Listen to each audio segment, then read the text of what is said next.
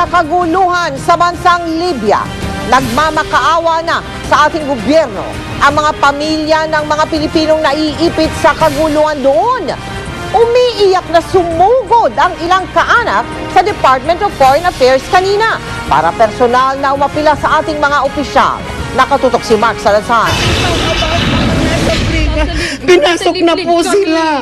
Hindi nyo ba? Pinasok na po sila. Pinagsisira na po mga gamit. Pinagkukuha yung mga personal belongings. Mga pagkain, wala na po. Kami po mga asawa dito sa Pilipinas. Ipinagmamakaawa ni Aling Marilu ang asawang si Julio na naiipit daw ngayon sa gulo sa Libya. Pinasok na raw ng mga nagpoprotesta ang kumpanyang pinagtatrabahuan ng kanyang mister sa disyerto ng Benghazi Brega. Inabandona na rin daw sila ng kanilang employer. Kanina habang nasa Department of Foreign Affairs, nakapasok ang tawag ni Marilu sa kanyang asawa. Wala pang rescue? Lab, wala pang rescue? Wala pa rin. Kumusta na, nakakain na kayo? Ha? Nakakain na kayo? Ang mga kababayan natin dito, karamihan po nasa mga disyerto pa. Pero dito sa amin, maayos naman po namin yung kalagayan ngayon. Opo. Sa ibang lugar na aming mga sites, kasi mga 15 sites na meron kaming mga trabaho. Malalayo mo dito sa gitna ng disyerto. You know, ay mga taong hindi nakakain ng isa hanggang 2 araw hanggang ngayon. Kasama ni Francisco ang asawa naman ni Milagros sa pinagtatrabahuang oil pipe. Sabi po ng asawa ko, lumapit na Yung kayo sa asawa mo, OWA o sa DFA. dito kami Hindi na pinangalapit. kami ligtas dito. Kinuha na ng mga nagpoprotesta ang mga gamit namin, pagkain namin, sasakyan namin, walang communication. Paano kami hihingi ng tulong sa gobyerno ng Pilipinas? Nang may makaharap silang opisyal ng DFA, sinamantala na nila ang direktang paghingi ng tulong dahil hirap daw silang makapasok sa DFA hotline. Yung pag tumatawag po kami doon, naririnig po namin yung pagsabog, yung barilan, naririnig po namin yung mga ano. Kapag nakakuha na tayo ng solid information, concrete information, we will provide you with the necessary details ng kalagayan nila. At unang misyon nila ang hanapin ng mga Pilipinong inabandona ng employer sa gitna ng paglikas. Ang concern namin yung mga Filipino workers na inabandon na ng mga employers o kaya mga employers walang contingency plan as to their evacuation. Ito ang aming priority. Hindi pwedeng sabihin ni Endaya ang detalye para na rin sa kanilang seguridad, pero meron na raw 1,000 Pinoy ang inililikas ngayon at inaasahang makakalabas ng Libya bukas ng umaga. Sa mga pamilyang may kontak pa sa mga kaanak sa Libya na gusto nang lumikas, ang bili ng DFA, pagpayuhan silang magtungo sa Philippine Embassy sa Tripoli para makasama sa evacuation. Pero kung delikadong bumiyahe papuntang embassy, manatili na lamang sa ligtas na lugar na kanilang mahahanap hanggang humupa ang sitwasyon. Si Pangulong Noynoy Aquino pinamamadali na rin sa DFA ang pag-aasikaso sa sitwasyon ng mga Pilipino sa Bahrain, Libya at Yemen. Kasi na-assess naman na kung nag-deteriorate na yung situation, perhaps they should be acting faster, DFA in particular. And we will be correcting that. Pero the systems are in place. Mark Salazar, Nakatutok, 24 Oras. Narito po muli ang numero ng Department of Foreign Affairs na maaaring matawagan ng mga kaanak ng mga Pinoy sa bansang Libya. DFA hotline number 8344580. Maaari ring tumawag sa DFA trunk line 8344000 at magpa-connect sa Office of the Undersecretary for Migrant Workers Affairs. Para naman po sa mga kaanak ng mga Pinoy sa bansang New Zealand, pwede pong tumawag sa DFA hotline 834-4448 at 834-4596. Maaari rin tumawag sa helpline ng mismong gobyerno ng New Zealand 0800-779997. Ikatlong araw na po ngayon ang matinding tensyon sa bansang Libya at sa gitna ng pagmamatigas ng leader doon na si Muammar Gaddafi sa panawagang bumaba na siya sa pwesto ay nagkukumahog na ang iba't ibang bansa sa paglilikas ng kanilang mga kababayan doon. Nakatutok si June Benerato. Mataas pa rin ang tensyon sa Libya sa gitna ng mga protesta para patalsikin sa kapangyarihan si Libyan President Muammar Gaddafi. Maging mga sasakyan hindi pinatawad at sinilaban.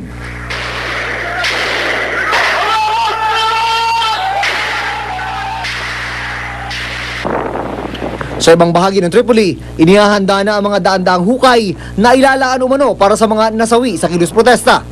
Sa tala ng ilang human rights group, hindi bababa sa 230 na ang patay.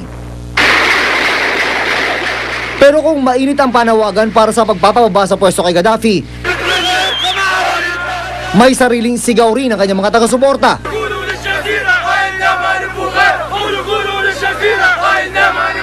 May mga bata pang nakikiisa sa demonstrasyon.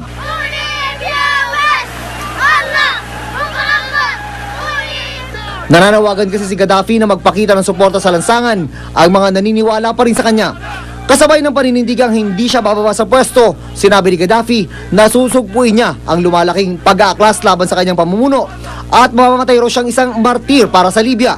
Sa ngayon, kabilang sa mga lugar sa Libya na nababalot pa rin ng tensyon ang mga lungsod ng Tripoli, Benghazi kung saan unang pumutok ang pag-aaklas, Derna at Tobruk. Puspusan na rin ang evacuation na sinasagawa ng iba't ibang bansa para mailigtas ang mga kababayan nilang naiipit sa tensyon sa Libya. May mga sakay ng bus, ang iba naman dumagsa sa airport. Ang Amerika at United Nations nagpahayag na ng pagkundina sa paggamit ng dahas laban sa mga sibilyan sa Libya. I must say that we have felt very strongly, and we have been pressing all along, that this must stop.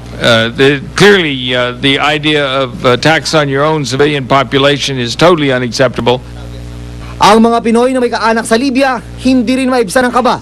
Sa bawat tulog na kanyang cellphone, kinakabahan si Danny Insauriga. Sa pakikipag-text niya kagabi sa anak na si Joseph Roy, isa sa mga OFW na naiipit ngayon sa isang hotel sa Libya, parang nagpapaalam na raw ang panganay na anak. Parang nawawalan na din siya ng sisiraan na ng loob eh. Sabi niya, bahala ka na sa pamilya ko, mahal ko kayo. Na ganung word na sabi ko, huwag kang masisiraan ng loob. Nakahinga lang na maluwag si Mang Danny na mag-text ang anak bandang hapon na nakalipat na sila sa Embahada ng Pilipinas mula sa pinagtatrabahuhong hotel. Wala rin tigil ang mga tawag sa recruitment agency na ito mula sa kaanak ng mga OFW sa Libya. Nakikiusap na pauwi na sa Pilipinas ang kanilang mga mahal sa buhay. Yung mga tumatawag po, hindi po, it is understandable na medyo kinakabahan sila, but we try to explain to them how we go about these things kasi understandably po, we have to follow the instruction of DFA. June Veneracion, Nakatutok, 24 Oras. Tumulak na patungong Libya ang grupong binuo ng ating gobyerno para umalalay sa ating mga kababayang naiipit sa kaguluhan doon. Partikular na asikasuhin ng grupo ang paglikas sa mga Pilipinong gusto lang makauwi dito sa Pilipinas. Hanggang ngayon naman ay hindi pa raw kailangan ng mandatory o sapilitang paglilikas ng mga Pinoy sa Libya. Nakatutok si Julius Segovia live mula sa NAIA. Julius! Dahil tumulak na pa Libya ang 6-man team ng DFA na tutulong sa Pilipino na naiipit sa kaguluhan at tensyon sa gitnang silangan. Sa pangunguna ni DFA Executive Director Eric Endaya, umalis na papuntang Tripoli, Libya ang 6-man emergency team na binuo ng gobyerno. Layo ng delegasyon na hanapin ang mga OFW na nawalan ng kontak sa kanilang mga kaanak dito sa Pilipinas. Pakay rin nilang ilikas mula sa Libya ang mga Pilipinong nais ng magbalik bayan. Mula Pilipinas, mahaba-haba ang biyahe nila dahil sarado na ang paliparan sa Tripoli. From Manila to Tunis and Tunis to Jerba, Jerba to the Libyan border. Na magta-taxi? Yeah, uupa kami ng sasakyan. Kampante ang 6-man team na makapapasok nila ang Tripoli maski pa ito ang sentro ng gulo sa Libya. Yeah, we are confident na makakapasok kami ng Tripoli. Sir, ang mga kasama ko, lahat sila na-assign sa Tripoli at mga eksperto na sila doon. And we are very confident we could enter Tripoli to the Tunisian-Libyan border. Naglaan ang pamahalaan ng $150,000 bilang tulong sa mga OFW na iipit sa gitnang silangan. Ang Department of Labor naman, 25 million pesos ang pinangakong tulong sa voluntary repatriation ng gobyerno sa mga OFW na apektado ng karahasan sa Middle East. Sa ngayon, tuloy-tuloy naman daw ang pagpapalikas sa mga Pilipino roon. Hindi pa raw kailangan ng mandatory evacuation. Katunayan, mga employer mismo ng mga OFW ang nanguna sa pagpapalikas. Alinsunod na rin daw sa kontrata ng kumpanya at mga empleyado oras na may sumiklab na tensyon. Bagaman bahagi lang ng Libya ang may gulo, inaabisuhan pa rin ng DFA ang mga OFW na mag-ingat at maging alerto. Mas mainam daw kung mananatili sa kanilang work area. Mas ligtas pa raw ang mga Pilipino kung nasa kanilang pinagtatrabahuhan sila dahil sa ipinatutupad na security measures ng bawat kumpanya. Kundi man may mga evacuation center naman daw sa Libya gaya ng isang Philippine school sa Tripoli at 2 pang eskwelahan ng mga Pilipino sa Benghazi. We hope we will be successful para lang tulungan natin ang ating mga kababayan. Madami nang humihingi ng tulong and I think the situation is getting worse. Mel, 10 araw mananatili sa Libya ang emergency team ng gobyerno. At yan muna ang latest mula rito sa NAIA. Balik sa iyo dyan. Maraming salamat sa iyo, Julius Segovia. Mga kapuso, meron pong mga Pilipinong nurse na hindi makalabas sa mga sandaling ito sa isang ospital sa Libya. Kasi po may banta ang ilang demonstrador na babarilin daw sila. Kaya nagsusumamo ang kanilang mga kaanak na mailigtas daw sana ang kanilang mga mahal sa buhay. Nakatutok si Gigi Manila. Pauwi na sana sa Mayo pagkatapos ng kanyang kontrata sa Libya si Myla Castillo, isang nurse na naka-assign sa intensive care unit sa Tajura National Heart Center sa Tripoli, Libya. Pagbalik niya ng Pilipinas, lilipad naman daw si Myla papuntang Canada matapos mabigyan ng immigrant visa. Ang kaso, nitong nakaraang Lunes ay pinasok ng mga armadong anti-government protesters ang kanila ospital. Sa pinakahuling tawag niya sa kanyang mga magulang na nasa San Pablo, Laguna, ikinuwento ni Myla na kinumpiska na rin daw ang kanila mga gamit. Kwento din daw ni Myla sa kanyang ina, may ilan pang Pilipinong nurse na kasama raw niyang naiipit ngayon sa loob ng Tajura National Heart Center dahil sa banta ng mga sniper sa labas nito. Takot na daw sila. Kasi daw basta kahit naman nakita kang na lumabas, binabaril na lang. Pahirapan ang koneksyon ng internet sa ngayon sa bansang Libya. Hindi na rin regular ang tawag ni Myla sa kanyang pamilya. Maging ang mga cellphone kasi ay kinuha. Kaya nakikiusap ang pamilya Castillo, sana raw ay matulungan sila ng Embahada ng Pilipinas sa Tripoli para mailabas mula sa ospital ang mga naipit na nurse. Maaari nga raw tulungan siya na sabihin sa kinauulan dito na ganun ang sitwasyon nila raw, gusto na lang umuwi. At naputol lang nga ang kanilang usapan dahil mayroong malakas daw na pumutok. Wala nang nakikitang paraan ng pamilya kundi ang manawagan sa pamahalaan na pabilisin ang pagpapauwi sa 43 nurse roon bago pa maubusan ng supply sa ospital at lumala ang sitwasyon. Ang mahal na presidente at ang mga kagawad po ng ating DFA, sana po naman ay dinggin nyo ang aming mga hinaing para lalo na po sa mga kababayan nating nasa Libya, mga nurses pong nandoon. Lalo na po ang aking anak na si Myla. Inaasahan po namin na hindi nyo kami pagkakaitan ng inyong tulong. Gigi Manila, nakatutok, 24 oras. Lumikas ang ilang Pilipino na nagtatrabaho sa Libya. Pero meron ding mananatili na lang daw sa kanilang kinaroroonan dahil mas delikado daw kung sila'y umalis. Nakatutok si Susan Enriquez, live mula sa Malolos, Bulacan. Susan. Mel, bahagyan na pawi ang pangamba ng pamilya ng ilang OFW na nakatira dito sa Barangay Panasahan, Malolos, Bulacan, matapos makausap nila ang kanilang mga mahal sa buhay na nasa Libya. Ilang beses nakausap ni Arlene Dayaw ang kanyang asawa ngayong araw na ito. Pagdating namin kanina, tinangkapan niyang tawagan uli ang kanyang asawa pero napuputol ang linya. Sabi ng kanyang mister, aalis na raw sila sa kanilang worksite dahil pinalilikas na sila ng kanilang kumpanya. Puro mga Pilipino na lang daw silang natitira doon. Nag-aalisan na po talaga sa bawat rig. Sa rig daw po nila, wala nang Libyano. Tapos ano, dinala yung sasakyan? Yung sasakyan daw po nila kinuha. Kaya lang may padating daw po silang service. 17 taon na sa Libya ang asawa ni Arlene. Mula sa pagiging tricycle driver, sa minahan ng langis sa Libya ang trabaho ng kanyang mister.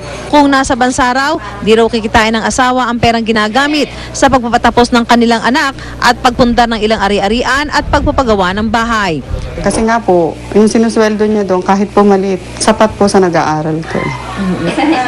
Si Marites Ponsalan, 19 na taon na ang asawa sa Libya. Noong linggo niya huling nakausap ang asawa. Nang tumawag ang mister kanina, sinabi raw nito na ililikas na sila ng kumpanya kahit pa hindi na magulo sa kanilang lugar. Sila ililikas muna sa ano. Hindi raw niya alam po saan. 3 anak ni Marites ang nakapagtapos ng pag-aaral. Kundi nagtatrabaho sa Libya at nanatili sa pangingisda, malabo raw na makamit nila ang maituturing na ginhawa sa buhay. Isa daw po uwi ng walang huli. Ang asawa ni Agnes Caballero na 3 taon pa lang sa Libya bilang surveyor, hindi raw umaalis sa kanilang trabaho. Mas delikado raw kasi na umalis sila kaya sinunod na lang ang payo ng Department of Foreign Affairs. Sakita ng mga mahal sa buhay na nagtatrabaho sa Libya, umaasa ang 3 ginang. Pero hanggang ngayon, stay put pa rin sila. Lilipat daw po sila ng Tripoli na as in yung pinakapoblasyon. Mel, handa naman daw ang mga inilikas na OFW na manatili muna sa mga safe houses na ibinigay sa kanila ng kanilang mga kumpanya. Pero ang naging problema nila ay kung paano magkakaroon ng komunikasyon sa Embahada ng Pilipinas sa Libya kung sakali magpasya sila na umuwi na muna dito sa Pilipinas. Mel? Maraming salamat sa iyo, Susan Enriquez. Itinuturi ni dating Senador Marroas na naging matagumpay ang ginawa niyang misyon sa Taiwan. Yan ay kahit masama pa rin ang loob ng gobyerno ng Taiwan kasi nga pinadeport natin sa China yung ilang mga Taiwanese. Nakatutok si Michael Pahatin live mula sa Malacanang. Michael! Mike, matagumpay nga at pinasalamatan ni Pangulong Noynoy Aquino si dating Senador Mar Rojas for a job well done kaugnay sa kanyang misyon sa pagpunta sa Taiwan. Itong pagpipilit nga ng bansang Taiwan sa paghingi ng paumanhin bilang pag-deport sa 14 na Taiwanese nationals sa China. Buwan ng aming pagpunta doon. Sa isang press conference sa palasyo, sinabi ni dating Senador Mar Rojas na matagumpay daw ang misyon niya kasi di na lumala pa ang gusot ng bansa sa Taiwan. Dahil daw sa pagpunta niya sa Taiwan, bukas na raw ang linya ng komunikasyon ng dalawang bansa at maaaring magkaroon pa ng mga panibagong pag-uusap tungkol sa pakipagtulungan sa ekonomiya ng dalawang bansa. Giit ni Rojas, hindi siya humingi ng paumanhin sa Taiwan kahit pa ito ang hinihingi ng Taiwan.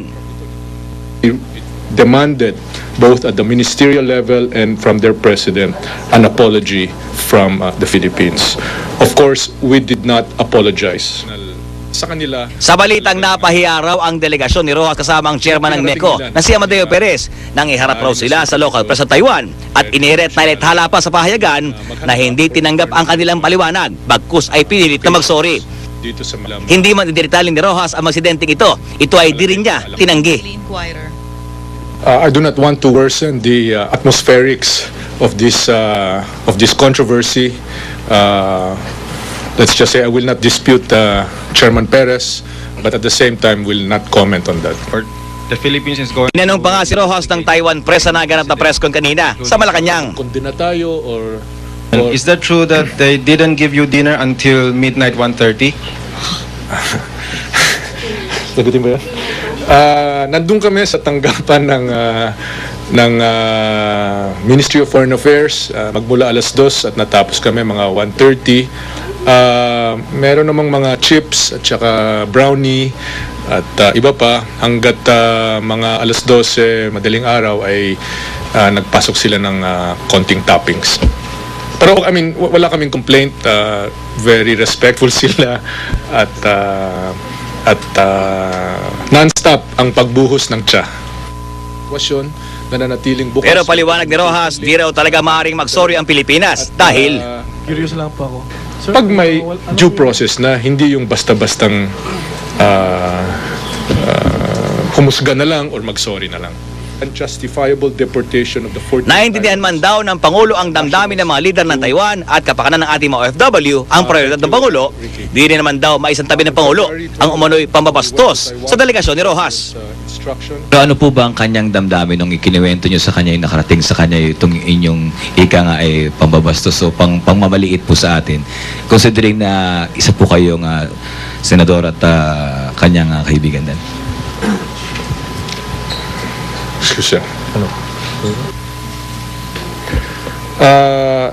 Sabihin ko na lang na nireport ko sa kanya yung kabuuan ng aming pagpunta doon.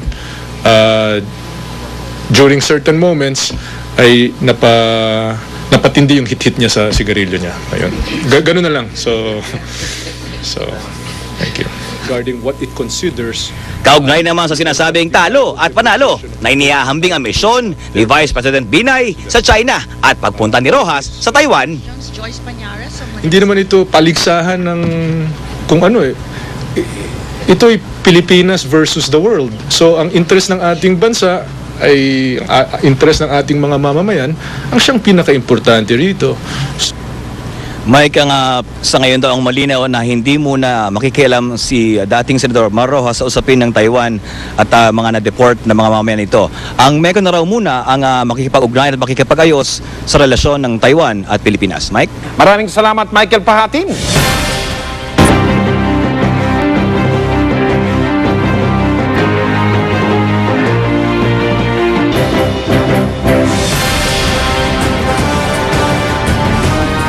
Mahigit 1,000 estudyante ang nagtanghal sa kanilang eskwelahan sa Pasig sa pagdiriwang ng EDSA People Power Anniversary. Hindi man daw nila naabutan ang EDSA Revolution, buhay na buhay raw sa kanila ang diwa nito. Nakatutok si Trisha Zafra. 1,600 mag-aaral ng Rizal High School sa Pasig City ang bigay todong nagtanghal sa pagdiriwang ng ika-25 anibersaryo ng EDSA Revolution. Mga EDSA baby ang tawag sa kanila. Binuo nila sa oval ng eskwelahan ang isa sa mga simbolo ng people power, ang yellow ribbon.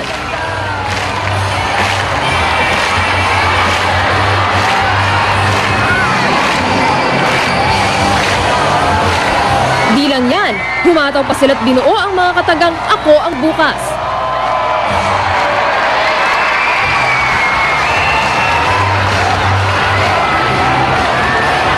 Pagmamalaki ng mga estudyante, 2 araw lang nila itong inensayo.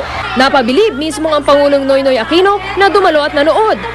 Naroon din ang kapuso nating si Dingdong Dantes na chairman ng Yes Pinoy Foundation na siyang nag-organisa ng pagtatanghal. At sa pinamalas nyo sa akin to araw na to, talaga nga naman yata napakahusay na eskwelahan ito. Sa sigla nyo kanina, klaro-klaro sa akin, talagang nauna akong napanganak sa inyo. Idinaan man sa biro, seryoso namang ginunita ng Pangulo ang malungkot na karanasan ng kabataan niya sa panahon ng martial law, ang di makapiling ang ama dahil sa pagkakakulong nito. Di rin naiwasang ikumpara ang nagdaang administrasyon.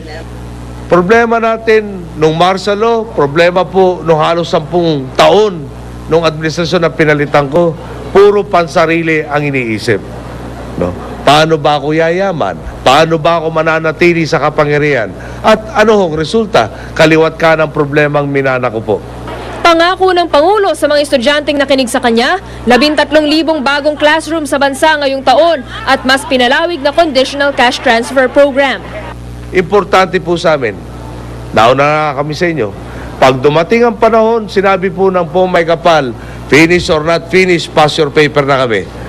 Kailangan naman makalingon kami at masabing di hamak mas maganda ang iniiwan namin kesa sa dinatnan namin. Di man nasaksihan ang ipinagmamalaking people power na siyang nagluwal sa ating demokrasya, puno naman ng diwa nito ang ating mga kabataan ngayon. Yung EDSA baby, yung pagpapakita po na sa buong bansa na kami yung bukas, kami yung mangunguna dun sa mga demokrasya ng bansa. Kami po yung parang nagsisimbolize po ng pagkakaisa ng Pilipino nga po. Kung di po nagkaroon ng EDSA ngayon, maaari pong magulo po sa ating bayan ngayon. Trisha Zafra, nakatutok, 24 oras.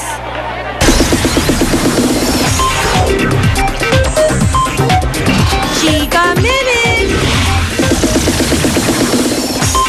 Hello mga kapuso, ready na ba kayo sa ating mainit na chikahan? Chris Bernal at Aljo Rabrenica balik tambalan sa Machete. Si Chris, umaming muntik nang maging sila ni Aljo dati. Ang pina-YouTube sensation na si Maria Aragon binigyan ng standing ovation nang mag-perform sa show ng American TV host na si Ellen DeGeneres. Yan at iba pang mga chika, idedetalye ko maya-maya lang. Mike? Salamat, Pia. Sa kabila ng pagbabawal ng ating gobyerno sa pagpapadala ng mga OFW sa mga bansang Libya, Bahrain at Yemen, kanina lang, may mga kababayan pa rin tayong nakabiyahe pa rin patungong Bahrain. Gusto ring ituloy ng iba pang OFW ang kanilang pakikipagsapalaran, ang kanilang katwiran. Sayang daw ang kanilang kikitain. Nakatutok si Lia Manyala. Lilipad na sana patungong Libya si Aiza Anumar ngayong katapusan ng Pebrero para magtrabaho bilang nurse. Naengganyo si Aiza dahil sa sweldo. 30,000 pesos ang kikitain niya doon kada buwan. Pero dahil pinagbawalan muna ang pagpapadala ng mga manggagawa sa Libya, Bahrain at Yemen, kanselado na ang flight nila. before mangyari, buo na rin talaga yung loob ko na umalis. Nandun yung opportunity ng mga nurses na nandito kasi marami na nga masyado. So, wala nang slot sa mga hospital talaga dito. Pero ang tatay ni Aiza hindi raw talaga papayag na umalis ang anak. Hindi bali na raw na hindi na maibalik ang nagastos nila sa pagpoproseso ng kanyang mga papeles. Aba, halimbawa magkapaalam at sa isang buwan sila lalakad, ayoko. Mahal namin siya. Hindi naman magiging dahilan na ang kasaganaan ang maaaring abutin niya roon sa pagpunta niya roon dahil may gulo eh. Kung kapahamakan ng uwian, problema pa yung kung paano siya uuwi rito. Tulad ni Aiza, wala ring takot na pumunta sa ilang nagkakagulong bansa sa Middle East ang ilan pang OFW. Tulad ni JR Dayap na bumiyahe pabalik ng Bahrain kanina. I'm going back, trabaho yun eh. Maging ang mga Pinoy na may stopover sa Bahrain patungong Saudi Arabia, hindi rin daw natatakot. Kailangan talagang makapunta ng Saudi, nandun yung trabaho ko. Hindi, kasi minsan dinediretso na nila ng damam kasi malapit lang. Pero kung ang mga paalis pa lang hindi nag-aalinlangan, ang asawa ni Amalia na si Eugenio Palapal na nasa Libya ngayon, gustong-gusto na raw umuwi. Sa huling text nito sa asawa kanina, nirereklamo ni Eugenio ang umunoy kawalan ng tulong ng Embahada ng Pilipinas. Nasa bundok daw ngayon si Eugenio at gusto nang makauwi ng Pilipinas. Nagwo-worry na po kasi kami kasi paparescue na sila. Kaya nga po nakikiusap kami sa gobyerno. Rescue na po sila. 19 po sila na nasa Nalot University. Mas malapit daw po sila sa Tunisia. 4 hours lang ang biyahe from Nalot to Tunisia. Kaysa daw po pupunta pa sila ng Tripoli, mas delikado. Sa pagdinig ng House Committee on Overseas Workers Affairs kanina, hindi rin nakalusot ang mga opisyal kung bakit may nakakaalis pa rin gayong may travel ban na. Hindi ba pwede munang pag-aralan ng mabuti ng DFA, POEA, kung talagang may impending na outbreak sa area yan, wag muna nating padala kasi they will encounter more problems. It is only through the recommendations of the Department of Foreign Affairs that the Secretary may impose a travel ban. Lia Manyalak, Nakatuto, 24 Oras. Susunod! Eksplosibo, taxi, tinangay at chinap-chap ng mga holdapper. Isa sa mga star player ng ASCAL, si Chiefy Kaligdong, napuruan sa ensayo. Ayan o. Lumabas na Twitter account ni Manny Pacquiao kahapon, peki raw. Tututukan natin sa pagpapatuloy ng 24 oras.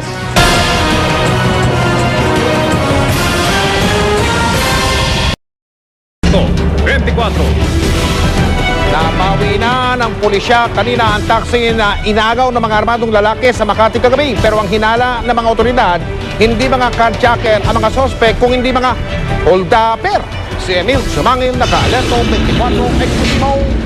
15 oras matapos tangayin ng mga armadong suspect. Ito, ayan, tinanggal ang gulong, ayan yun. Mag-alas 11 kaninang tanghali, na-recover na ng Makati Police anti-carnapping unit ang taxi na pag-aari ng Daedalus Cab Corporation. Ang taxi na ito ang kinumander ng 3 armadong suspect sa kalye ng Fillmore pasado alas 8 kagabi. Ayon sa dispatcher ng taxi company, nilimas ang kita ng kanilang taxi driver na anyay nagpaalam munang magbabakasyon dahil daw sa takot na inabot. Nagtutukan agad ng isang tao yung driver ko ng baril at saka yung isa balisong naman sa liig. Tapos nagsabi sila nga sasakyan lang kailangan nila. Itinawag ng pulis asset ang lokasyon ng taxi matapos maberipika sa body markings na ito nga ang kinarjak sa Makati. Inabandona ang taxi sa terminal ng mga pampaserong jeep sa likuran ng Rizal Memorial Stadium. Wala ng side mirror at gulong sa kaliwang harapang bahagi ng taxi.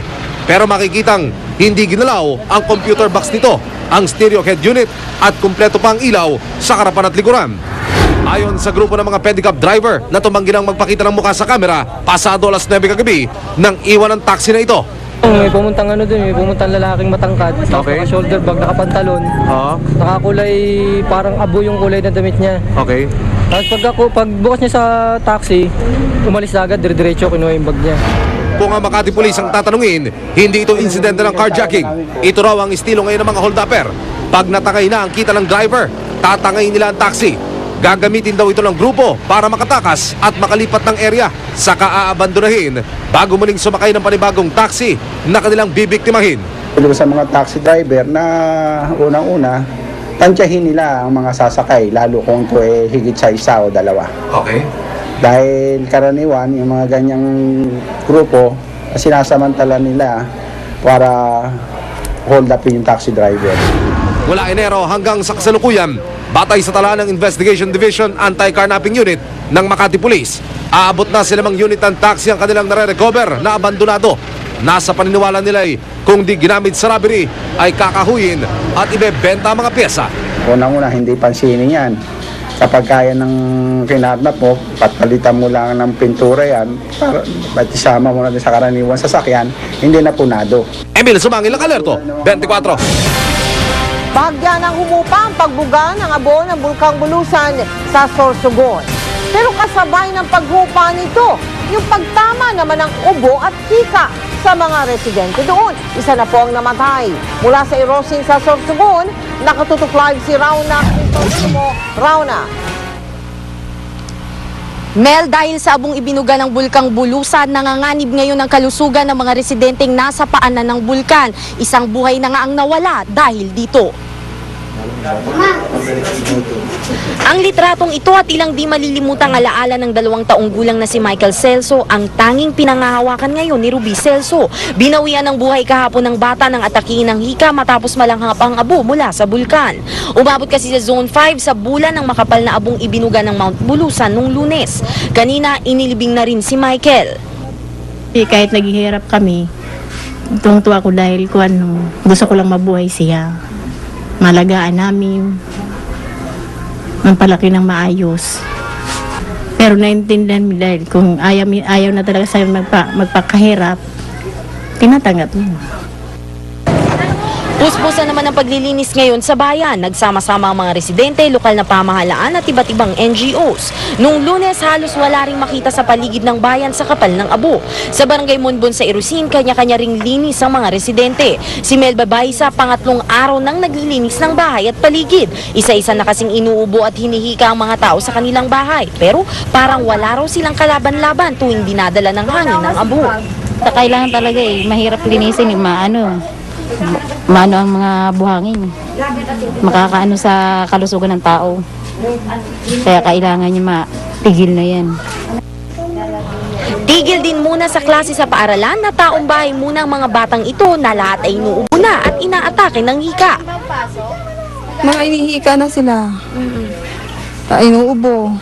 Lalo yung pamangkin kong maliit. Nihika na rin sila. Lahat na kami. Hindi makalabas ng mga bata sa abo.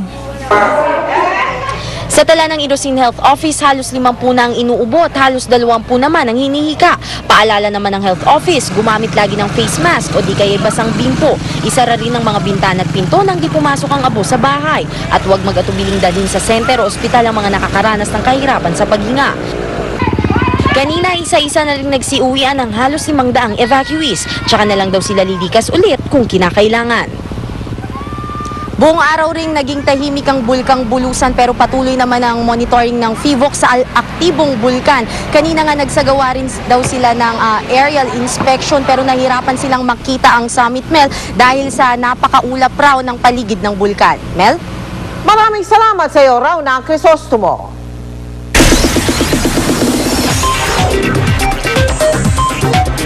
Chika Minute! Balik tambalan sila Jeff Eigenman at Carla Abellana sa inaabangang magical adventure na ang Magic Palayok. Excited na dalawa dahil unang project nila ito bilang real-life sweethearts. Makichika kay Aubrey Carampel. Sayay, walang kabantay. Isa na namang magical adventure na handog ng Kapuso Network ang mapapanood simula sa Lunes, ang Magic Palayok. Sa press launch kagabi, ipinakilala na ang cast sa pangunguna ng real-life sweethearts na sina Carla Abellana at Jeff Eigenman. Masaya raw sina Carla at Jeff sa kanilang pagbabalik tambalan ng unang project nila bilang magkasintahan. Iba lang kasi ngayon, like what you said before, kasi bagong kilala pa lang kami sa isa't isa. Ngayon, syempre iba na. I guess this time around, mas nag-enjoy na kami.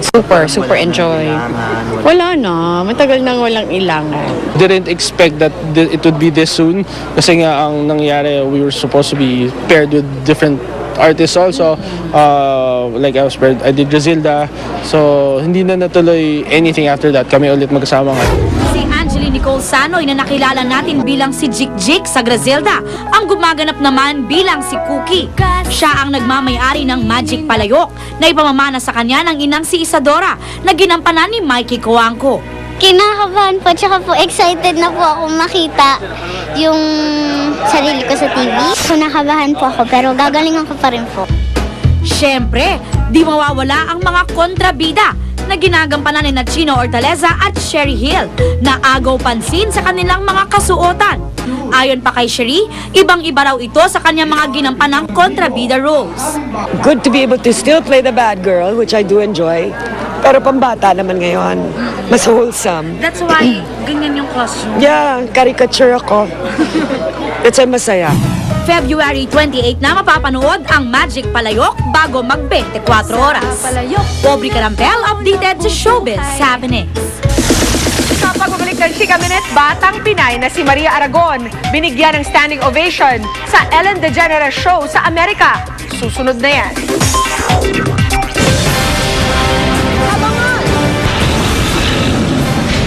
Ascals, mabubungian nga ba dahil sa pagsemplang ng isa sa mga star player nito? Exclusive ang mararangyang ari-arian ng wanted congressman na si Ruben Ecleo Jr. at ang kanyang pamilya sa Isla ng Dinagat. Ito nga natin niya dito sa 24 oras. Na-injure o nasaktan ng isa sa mga star player ng Philippine Ascals sa kanilang exhibition game kahapon sa Baguio. Maka-apekto kaya ito sa tsansa ng koponan na manalo laban sa Mongolia Blue Wolves sa Marso? Mula sa Baguio City, nakatutok si Mark Zambrano. Gumaganda na raw ang kondisyon ng Philippine Ascals sa patuloy na ginagawang adjustment sa high-altitude conditions dito sa Baguio City. Sa training session sa Brent School kahapon, baka sa galaw ng bawat player ang kagustuhang maabot ang peak condition na kanilang inaasam. Bahagya nga lang natigilan ng lahat nang bumagsak ang left winger na si Chiefy Caligdong.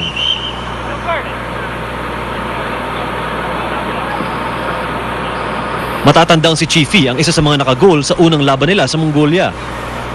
Buti na lamang at wala naman siyang natamong matinding injury, kaya balik agad sa ensayo. Kaninang umaga naman, isang presko ng pinaunlakan ng Ascals sa Baguio Country Club. Dito ay pinaliwanag ni Coach Hans Weiss ang mga pangamba niya sa artificial turf na lalaroan nila sa Mongolia. The second part will be the preparation on an artificial pitch in Manila next week. And then we will combine both. We will go on the artificial pitch and in the probably cold weather in Japan. Pero bukod sa mga paghahanda sa laban sa Mongolia, hindi rin nakatakas sa magkapatid na young husband sa mga maintrigang tanong. Sir Anthony De Leon also exerted efforts in inviting Angel Locsin here at Baguio Country Club. So that's why you put me up here. So that's why I'm here to answer those questions. I knew it. It's not about football. I'm just kidding. Natawa rin ang lahat sa sagot ni James young husband nang matanong kung ilang marriage proposal na ang natanggap niya. 3. No, 3. 3. So 3. 1 from a girl and 2 from 2 guys. And one of the guys actually showed me a ring, and I said I can't accept it. Matapos ang press con, nag-courtesy call naman ng Ascals kay Baguio City Mayor Mauricio Dumogan upang tanggapin ang susi ng syudad. At tulad ng mga lugar na binibisita, pinagkaguluhan ang Ascals. Mula rito sa Baguio City, Mark Zambrano, nakatutok, 24 oras. Bilang paghahanda sa pagdiriwang ng ika-25 anibersaryo ng tinaguriang EDSA People Power Revolution sa darating na araw ng Biyernes, nakatodo alerto na po ang puwersa ng National Capital Region Police Office o NCRPO ng PNP at yan po ay sa mga lugar na pagdarausan ng pagdiriwang sa lungsod ng Quezon. Nakatutok doon live si Marisol Abduraman. Marisol, kamusta dyan? May kaninang hapon nga ay nag-deploy ng NCRPO ng tropa sa mga lugar na pagdadausan nga ng selebrasyon kaugnay sa People Power Anniversary. Iba't ibang unit ng pulis ang itinalaga sa People Power Monument gaya ng SWAT. Dito kasi inaasahang dadagsa may 50,000 taong makikisa sa pagdiriwang. Ang lugar na pagdadausan ng concert, in-inspeksyon, inikutan ang EDSA Shrine. Naglagay rin ng command post dito. Inalerto na rin ang Civil Disturbance Management Unit ng Eastern Police District at naglagay ng CCTV camera sa palibot ng lugar. Siguradong ang mga taong ina-expect natin dito will be more than what we used to have over the past few years.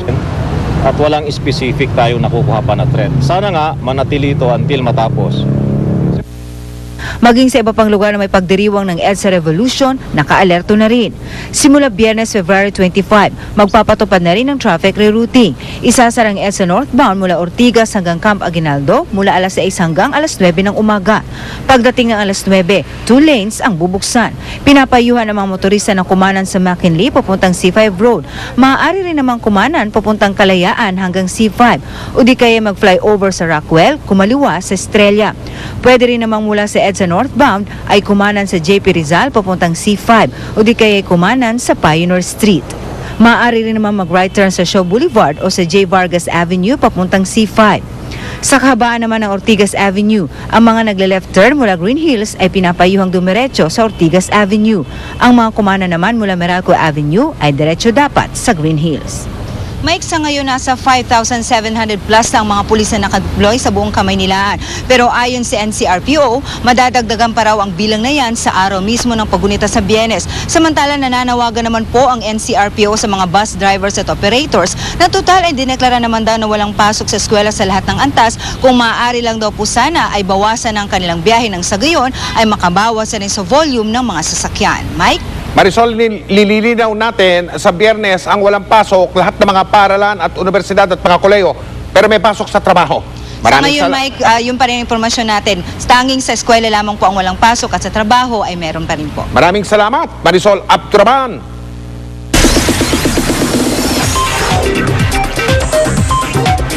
Chika Minute! Natutuwa mag-inang Mother Lily at Rosel Monteverde Teo sa tagumpay ng My Valentine Girls, ang joint movie venture ng GMA Films at ng Regal Entertainment. Naghahanda na raw sila para naman sa remake ng Temptation Island. Makichika kay Lars Santiago. Nanumpa bilang mga bagong direktor ng Philippine Red Cross Quezon City Chapter ang Regal producers na sina Mother Lily at Rosel Monteverde Teo. Si Philippine Red Cross Chairman Richard Gordon ang namuno sa panunumpa. Hindi raw nagdalawang isip ang mag-ina na maging volunteer.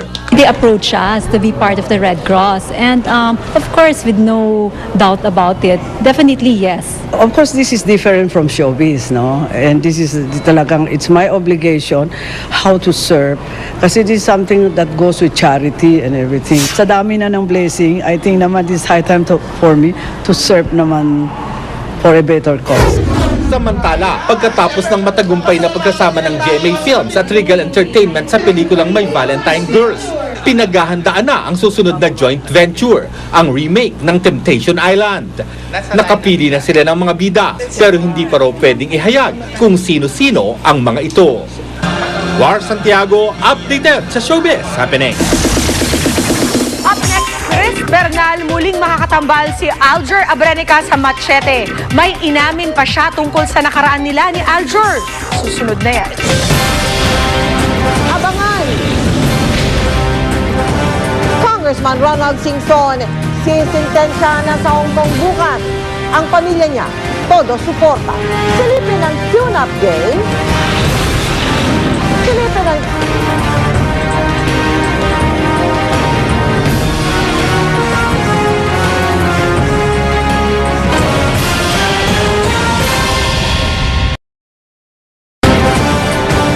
Balikan po natin ang balita tungkol sa lindol sa New Zealand.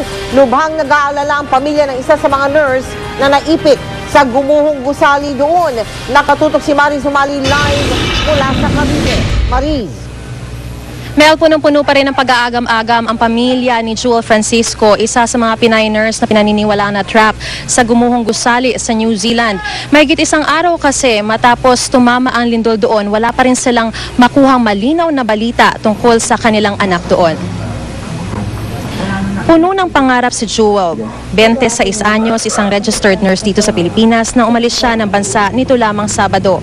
Nais niyang mapabuti ang kalagayan ng pamilya at mataguyod din sila, kaya tinayos niyang doon na magtrabaho sa New Zealand bilang nurse. Bukod dito, naroon na rin ang mga kaibigan niya, kaya't mas naengganyo magtrabaho roon. Nitong Lunes, ang unang araw ng kanyang klase sa King's Education na kailangan niyang makumpleto bago makapagtrabaho roon bilang nurse. Sa kasamaang palad nitong Martes ay naganap ang trahedya at isa sa pinakamatinding tinamaan ang CTV building kung saan nagkaklase si Jewel. Tumawag na ang kanyang ina sa Philippine Embassy sa New Zealand pati sa DFA at Red Cross pero wala pa rin silang makuhang balita sa kalagayan ng anak. Sinubukan din naming tawagan ng DFA para matulungan ang pamilya ni Jewel pero kumukuha pa rin sila ng balita kaugnay sa mga Pinoy na naipit sa mga gumuhong gusali roon. Hindi ngayon makatulog at makakain ng kanyang pamilya lalo na ang ina sa kawalan ng malinaw na impormasyon pero sa kabila ng trahedya umaasa pa rin si Ginang Jovi Francisco na makikita pa rin sila ng anak. 2 days na bago pumunta, parang di ba nakaka-frustrate na yung anak mo doon wala man lang assist o kung may maano man lang kaming balita, kung talaga bang nandun siya. Hindi na lang siya. Uuwi siya. Kasi gusto niya yun eh. Hindi ko siya, gusto mo ba doon? Doon ka na lang, ganun. Hindi ako, siya nag-ano sa amin na gusto niya doon. Siya ang na mag-a-apply siya doon. Oo, siya. Mel, sa pagtawag nga namin sa DFA ay pinarating natin na sa kanila, sa ahensya, ang kagustuhan ng pamilya ni Jewel na makarating sa New Zealand para personal na makita ang kalagayan ng kanilang anak doon. At nangako naman ang DFA sa pamamagitan ni Asek Malaya na tutulungan nila ang pamilya ni Jewel at maging ang mga kaanak din ng iba pang mga biktima roon. Mel, ibigay ko na rin ang hotline ng DFA Action Center para sa mga kaanak na nais malaman yung mga kalagayan ng kanilang mga pamilya na nasa New Zealand. Ito ay 834-4448 at 834-4596. At yan ang pinakasariwang balita mula rito sa Cavite City. Mel? Maraming salamat sa iyo, Mariz Umali. Si Mel Tiangco, ang inyong kapusong totoo. February 1, ang aming ipabatid na magkakaloob ang GMA Kapuso Foundation ng libreng pustiso. Yung po yung tinatawag nating Ngiting Kapuso Project para sa mga bungal. Alam niyo bang ikalawang araw pa lamang mula nung ipanawagan natin dito, naku, puno na po agad ang aming listahan. Ganun pala karami ang nag-aasam na magkaroon ng ngipin. Tungayan po ninyo naganap na screening. Maaga pa lamang, mahaba na ang pila. Sila mga matyagang tumawag para makasalit sa ating proyektong Ngiting Kapuso. Last year nabigyan natin ng pagkakataon yung mga kulang-kulang ang ipin. Pero sa ngayon, itong time na to, doon naman natin extend naman natin yung ating serbisyo para naman doon sa mga walang ipin. Iba-ibang dahilan kung bakit sila tuluyang nabungal. Siguro dahil na rin yung stress kaya nabulok di kaya naapektuhan yung ngipin ko. Pagkapanganak ko po sa panganay ko, unti-unti na pong nagsakita yung ngipin ko hanggang napudpud po.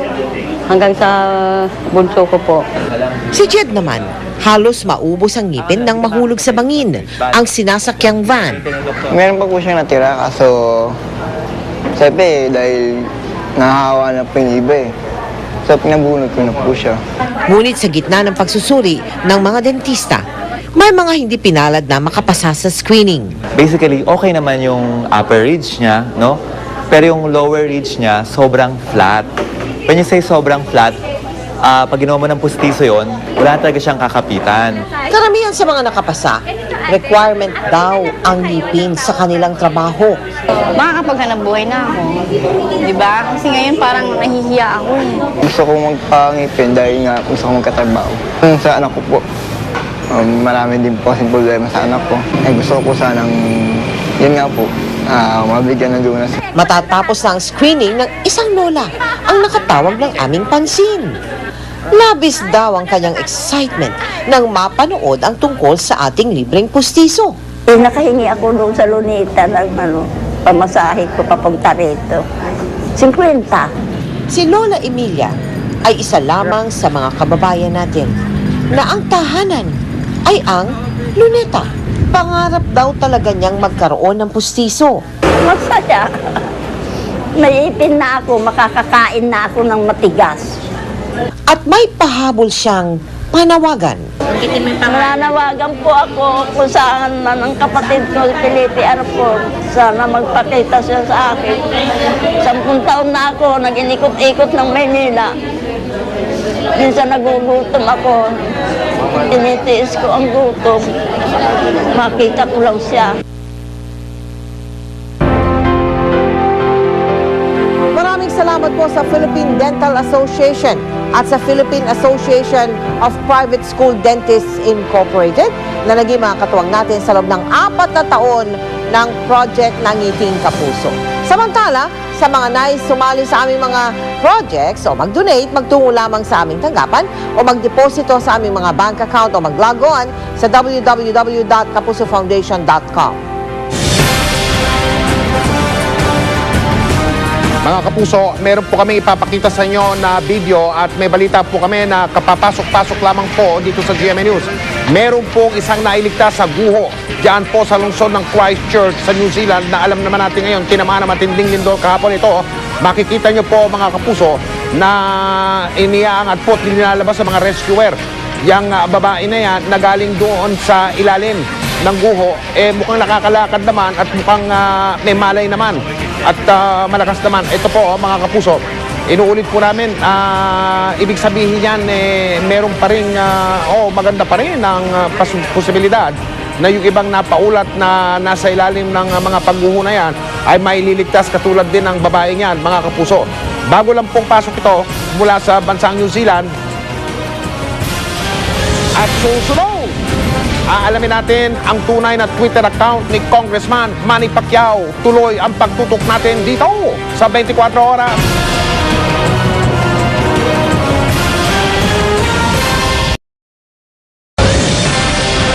Mga kapuso, kanina lang nagbukas ng sarili niyang Twitter account si Sarangani Congressman Manny Pacquiao. Kaya yung pong Twitter account na nagpapakilalang si Manny Pacquiao na binuksan kahapon, hindi raw po ang ating pambansang kamao. Nakatutok si Sherian Torres. Pati si pambansang kabao at Sarangani Representative Manny Pacquiao tinamaan na rin ng Twitter mania. Kanina nagbukas na siya ng sariling Twitter account, ang twitter.com/kongmp. Sa kanyang unang pagsalang sa Twitter, ito ang naging mensahe ng pambansang kabao. Hello, it's me, Kong MP, Kong Manny. This is my new and official Twitter account. And hello everybody. Sabi ko, please, I thank you to all your support and then please watch my fight. Naisip kasi ni Pacquiao na isa rin itong mabisang paraan para mas maraming tao ang makaugnayan niya. Nang i-check ni Pacquiao kung ilan na ang kanyang followers 2 oras pagkatapos itong buksan, laking tuwa niya na makitang pumalo na agad sa 140 ang sumusubaybay sa kanya. Pagtiyak ni Pacquiao, anuman na mababasa sa kanyang Twitter account ay sa kanya mismo galing. Nakadiretso raw kasi ito sa kanyang BlackBerry na lagi ring naka-on. Kahapon na-excite ang Pinoy Twitter community nang buksan ang Twitter account na ito. Isang pagbati ang ipinaaabot umano ni pambansang kamao at Sarangani Representative Manny Pacquiao. Ilang oras lang ang lumipas, mahigit 10,000 na agad ang follower nito.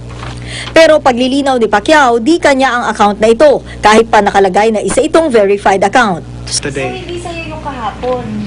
Hindi ko alam. Ang Twitter account ko is Emmanuel D. Pacquiao, Kong MP. Aminado si Pacquiao na mayroong mga gumagamit ng kanyang pangalan ngayon. May ilan pang araw sa mga ito, nanloloko pa ng kapwa. May nagtitext nga na nanalo daw sila ng ganitong halaga o nanalo ng mga kotse. Tapos, sponsored by Manny Pacquiao or parang foundation from Manny Pacquiao, ay hindi po totoo yun.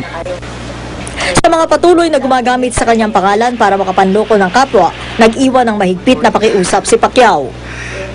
Ang karma, hindi natin malalaman sa buhay natin na kinakarma na tayo, kundi unti-unti tayong parang kandila na nauubos. Sana magising kayo.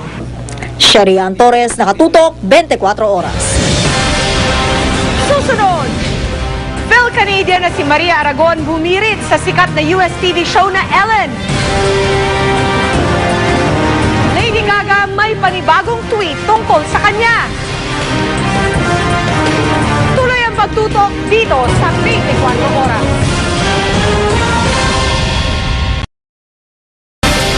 Hindi pa rin mahanap ng pulisya si Dinagat Island Representative Ruben Ecleo Jr. na pinaaresto ng Sandigan Bayan dahil sa 3 kaso ng katiwalian.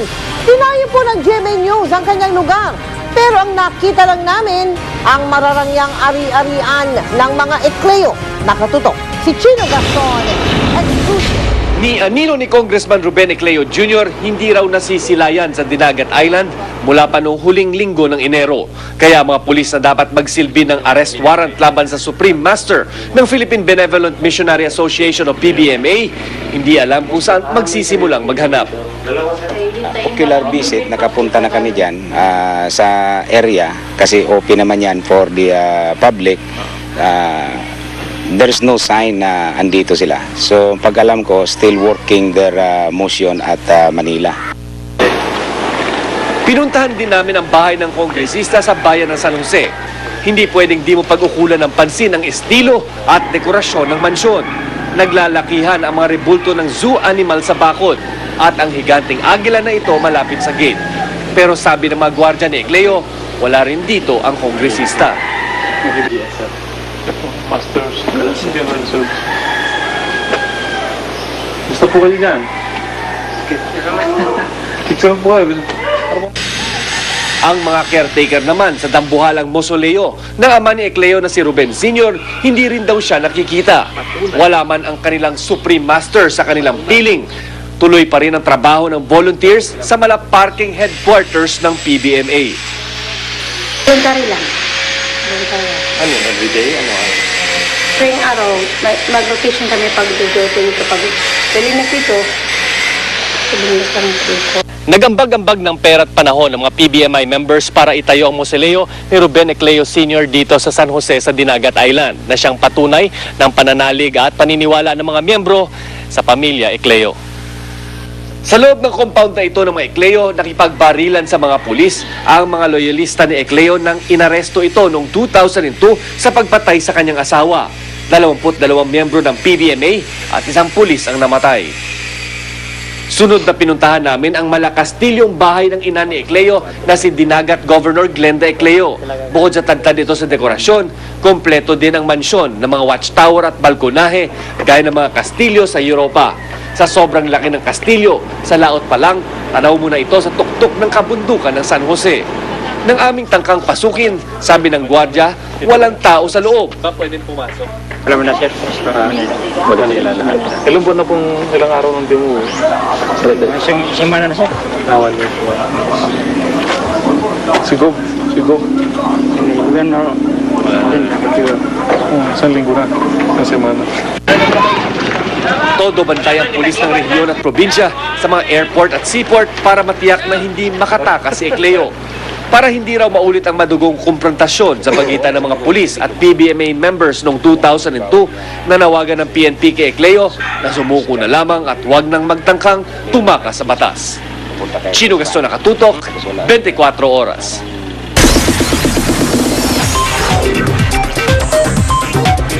Chika Minute!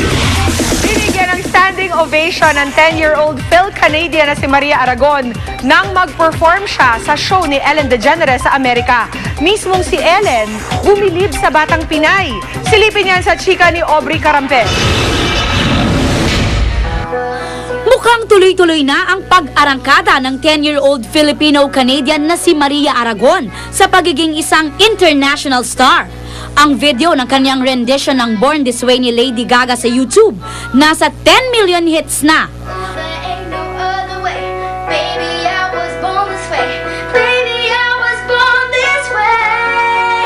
I think we should do a duet, Maria. Woo! At matapos imbitahan mismo ni Lady Gaga na magduet sila sa kanyang concert sa Toronto, Canada sa March, Gets Lady Gaga's attention. sa show naman ng American TV host na si Ellen DeGeneres, bumida ang Batang Pinay.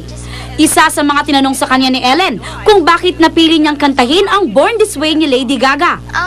Well, because of the meaning of the song, it's a really great meaning. It's about just being yourself because God made you who you are and you're no different than anybody else. That's a good message, isn't it? Tinanong din siya kung anong feeling na na-touch daw sa kanya si Lady Gaga. I made her day, which is really overwhelming. Yeah. Because it's like not every day you get to talk to a superstar. She's really like up there and I'm like only beginning. Nagpaunlak din syempre ng performance si Maria sa show. Baby, you were born this way. My mama told me. At talaga namang napahanga ang lahat sa kanyang talento. Binigyan pa siya ng standing ovation ng audience matapos ang kanyang pagtatanghal. Ang kanyang mga kaanak di napigilang mapaluha. Maging si Ellen, todo papuri sa ipinamalas na galing ng Batang Pinay. Are you nervous? You sounded great. You sounded so good. We got all kinds of cool stuff for you, okay? That's all. You're welcome. Matatandaan sa parehong show din na guest ang Pinay singing sensation na si Charisse noong siya'y 15 years old pa lamang. At mula noon ay naging tuloy-tuloy na ang kanyang pagsikat. Aubrey Carampel, updated sa Showbiz Happenings. May panibagong tweet naman si Lady Gaga nang mapanood si Maria sa Ellen. Ang sabi ni Lady Gaga, "She's such a doll. I love this song so much. Thank you for giving it life." Good news naman sa mga fans ng love team ni Alger Abrenica at Chris Bernal. Magkakasama uli ang dalawa sa Machete. Si Chris umamin pa na muntik na raw silang maging real-life partners ni Alger noon. Makichika kay Lars Santiago.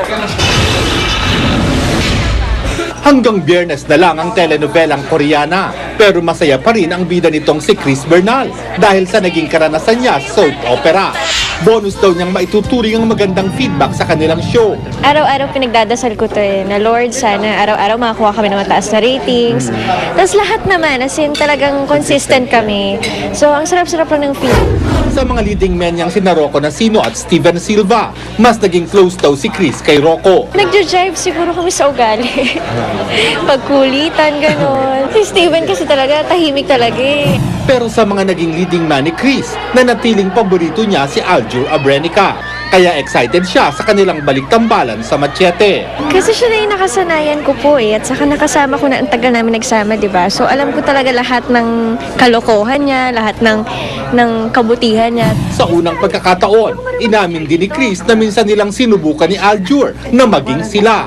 May namagitan na raw talagang pagkakaunawaan, pero Minsan nagkakatampuhan din kami, minsan naapektuhan yung trabaho namin pag hindi kami okay. So parang naisip namin, siguro, huwag muna ngayon kasi baka hindi tayo makapagtrabaho na maayos. ngayong muli silang magsasama sa show, posible bang mabalik ang naudlot na relasyon? Sabi ko nga, kung meant to be talaga kami, si Lord ang bahala doon. Si Lord ang makapagsabi, pero basta ako magtatrabaho ako.